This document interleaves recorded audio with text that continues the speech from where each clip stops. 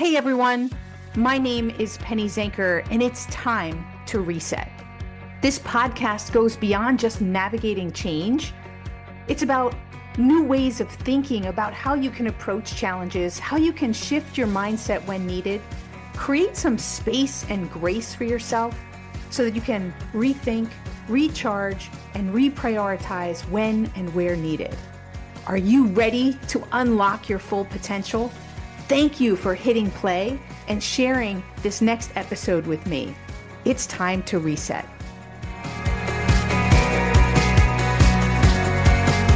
Hello, everyone. It is so good to have you back here at Time to Reset. And I am excited today to talk about something that is super important and well in that topic of change and reset. When change happens, which it's happening all the time. So if you're fearing change, well, we need to shift that and reset right away because change is happening all the time and it needs to become our friend. And I'm excited because we're going to have a nice conversation today. Barb Grant is here with us, and she is definitely a specialist in this area. You're going to get some great perspective.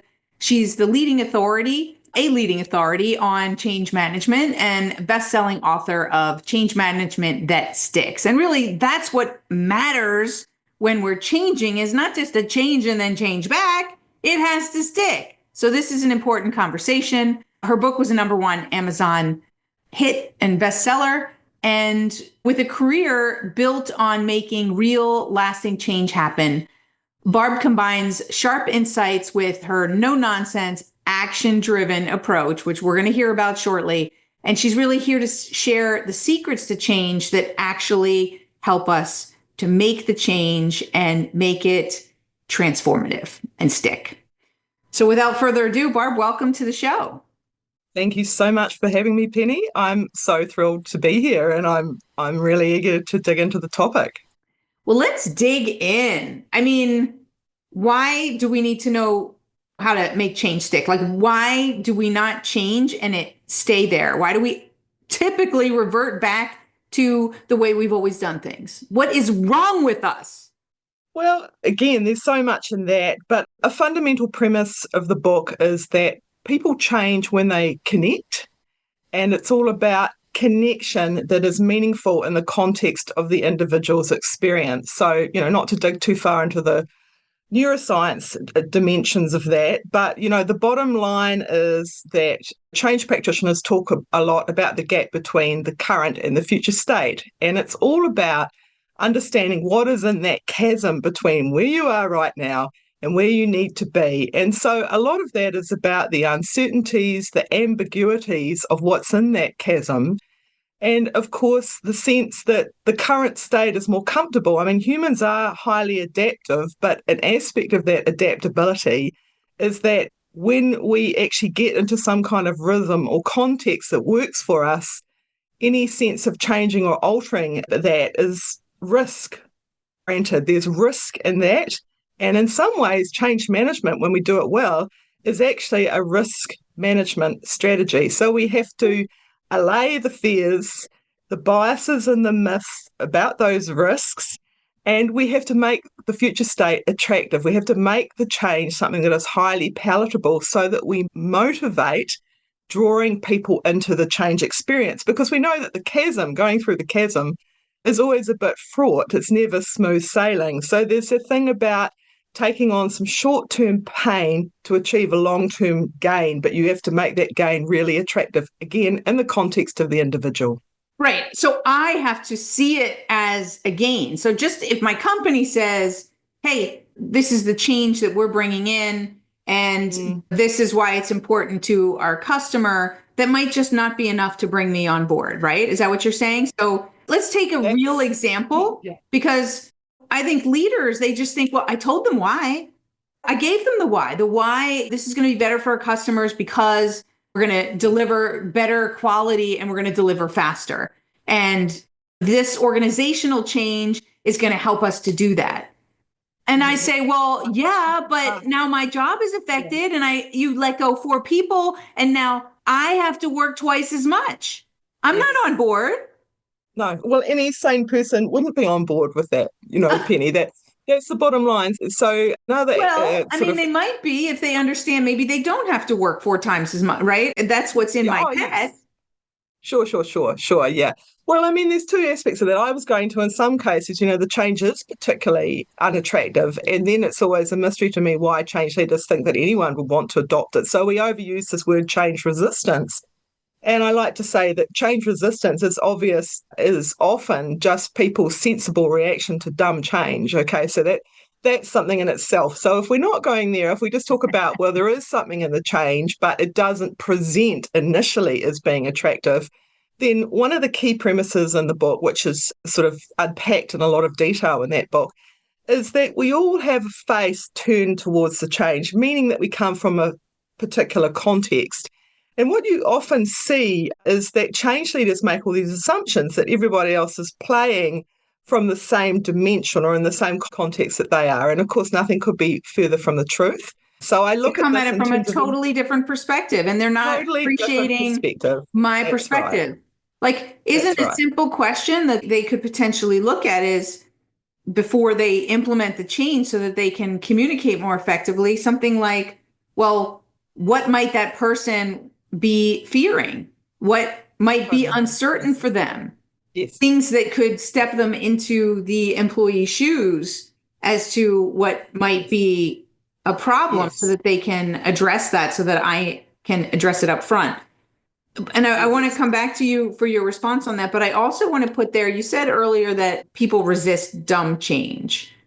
And there is plenty of dumb change, but of course, the leaders don't think that it's dumb change or they wouldn't have made the change. So we have to also take their perspective is that sometimes it's just not communicated well. But I think that Mm. what I wanted to say is, isn't the science also that we resist almost any change because it's human nature that the emotion comes first, right? I think that's intriguing, and you do hear that a lot. Now, I might talk a little bit about, Carol Dweck and this idea of agile mindset. And what I would say is some people are naturally early, well, in my experience, and I think this some of the research does bear this out, some people are naturally early adopters. Some people embrace change more readily than others.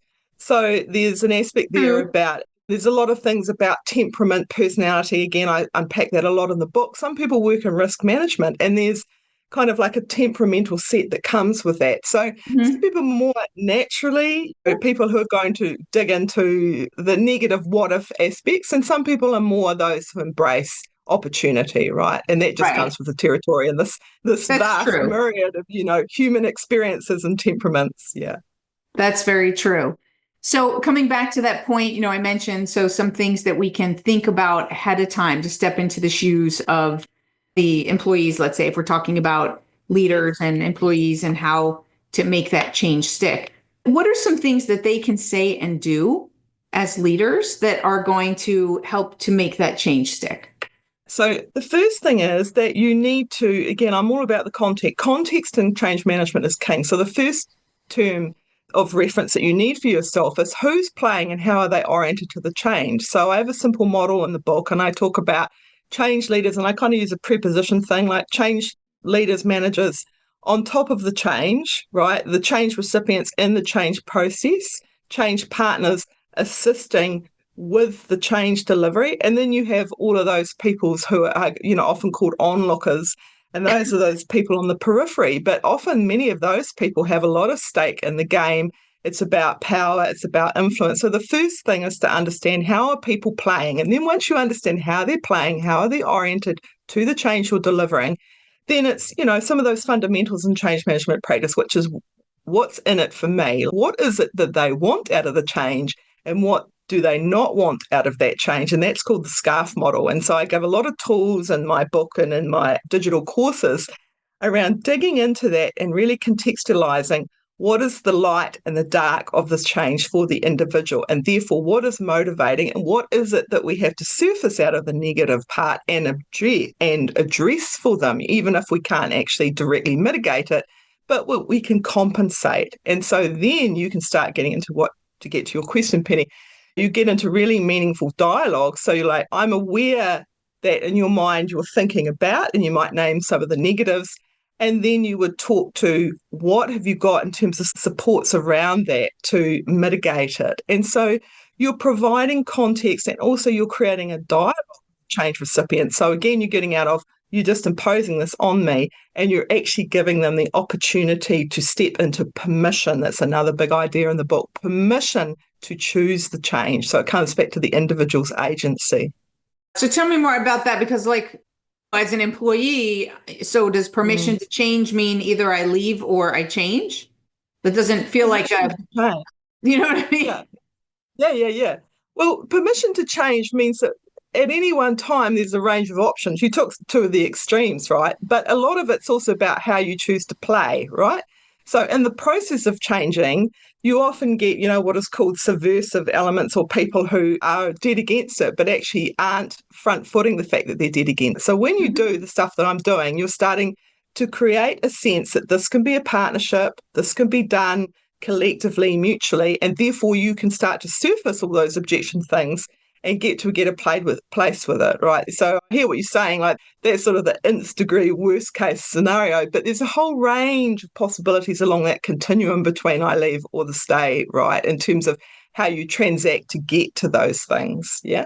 So I would interpret that, and tell me if I'm right or not. So when I hear you say the permission to change, like I think what's partially missing, and I'm hearing you say that that's what you're suggesting is to, what's in it for me, understanding what the people are challenged with, is permission to not on the onset support it, permission to share your objections, permission to bring up whatever is going on with you, to permission to be a little emotional in a changing situation, professionally emotional, if that makes sense. So not freaking out, but to address a concern in a real respectful way. Yeah, that's a big part of it, Penny. That's exactly it, because change is fundamentally human-centric. And until you deal with the objections and fears, then you won't get the high adoption. And why would you? Because you haven't understood the context of the individual. So that is very much what I'm saying, that change is never, you get some models and it's sort of a through line. You do all this great communication and engagement and maybe some coaching, and then there's this sort of straight continuum, and it doesn't work like that at all. It's a very looping, winding path to high adoption. And you will have points of strong, I tend not to try and use resistance because there's so many connotations with that about the individual's inabilities. And I would say objections, usually completely valid objections, need to be surfaced and addressed. And maybe you have to course correct what it is you're delivering in order to accommodate very sensible feedback from the employee. So what I'm saying, really, another fundamental idea is that the status transaction and change needs to be equal between those who are putting it, those I said on top of it, bringing the change in, and those in the process of adoption. And that needs to be a one-to-one transaction between those two parties, not something that's imposed from on high. So what do you say to the leader that says, I have to deal with everybody's emotions and they're a bunch of babies, just get on and do what you're supposed to do. I don't have time for all these conversations and this hand-holding. Yes. What do you say to that? Honestly, Penny, I've been doing this for 35 years, and the bulk of my time is spent influencing the kind of people that you're referring to there, rather than working with the employees, right? Right, because there's a lot of a lot of people feeling that way, right? In the leadership. That's right. So, I've written a few newsletters later, and I said, one of the biggest revelations for change leaders is to understand, if there's an issue, that it's a you problem and not a them problem, because there is a sort of knee-jerk reactivity depending on the environment. And we're into culture, right? And the maturity of the organisation, the change readiness, and also, you haven't mentioned ego, but often in those change leaders, depending on where they're playing, there's a huge amount of ego. So the role of the change agent is actually to step in and influence that. And again, we could talk a whole nother, long podcast about how you approach that. But to hold some kind of mirror to self for that individual, and to speak truth to power in a way, again, to contextually that can best be heard, to get that person to have a moment, their own aha moment about what they're doing and why it is actually driving people away from the change. That's really, really essential. And as I said, that's a huge part of the role of the change manager. Yeah. Yeah. I call it getting in relationship with the results. So like if people aren't on board, Nice. like you said, I have in my book, The Reset Mindset, I talk about 3 steps. Step back, get perspective and realign just as a principle of Yeah. thinking, right? At a higher level. You can do Yes. that in a lot of different ways, but like you said, look in the mirror, step back, like get in relationship with those results. What's working, what's not working, why not? And check out those other perspectives. And when you do, and you take away the ego and you really look at what you have and you look at the different perspective, it's amazing when you get a little distance from it that you can approach it in a much better way. And it can happen quickly, right? It's not when they think, oh, this is going to take so much time. It's not. It Yes. doesn't have to take a lot of time, right? No, no, it doesn't. Change can happen in the blink of an eye. And I mean, something I wanted to pick up, and I completely agree with you, is just one exercise. If I feel like at that executive table, there's actually quite a bit of lack of awareness of self and how they're coming across, I'll do this exercise when you have your key proposition and the vision of that proposition, and then you pose to them, how could we be wrong about that? And you do an exercise, a mind map exercise about how all the ways we could be wrong, okay? Because then we actually are holding that mirror to self and our own biases, etc. And you can actually start, if you're lucky, you can start to cut through, because also you can use the more change-aware people in the room to influence their peers, which is also a lot of the time stronger than you as the individual poking up into that senior executive level to try and influence some change in perspective. Absolutely. I enjoy sharing that in exercise. Is there another exercise or something that you feel is, we have a couple more minutes left, something that to share, a tip that people can really put into practice sort of right away with their team or with themselves that can help them to better make change stick? Well, I don't know if this is being a bit sneaky, but the first thing that came to Sneaky's mind good. is I talked about context, and the first thing that came to mind is being observant to notice who listens to who. So a lot of the time, you as a change agent aren't the best person to have the conversation. And again, Mm, coming back to your own ego, and maybe you'll need to be in there as the enabler to step back from that and to see who has the most influence and has the right kind of energy and dynamic to get the message heard. And then how do you get into them and get them to seed those new ideas? Because they'll land a lot better when you do that. yeah, that's a great suggestion. It's often somebody who's already got that relationship, that rapport with everybody at a different Yes. level than you as a leader might have, right? So that's a really powerful way to bring change through. So, what Mhm. didn't I ask you yet that you think we need to talk about when we're talking about making change stick? I guess another thing that's been on my mind lately, and I referred to it at the start, is that people change when they connect. And I could have added to that, not when they click. So, what I'm noticing a lot, the bigger the transformational piece is, the more what I call the tick box exercise of doing a lot of broadcast comms or doing an enormous amount of training and go, you know what?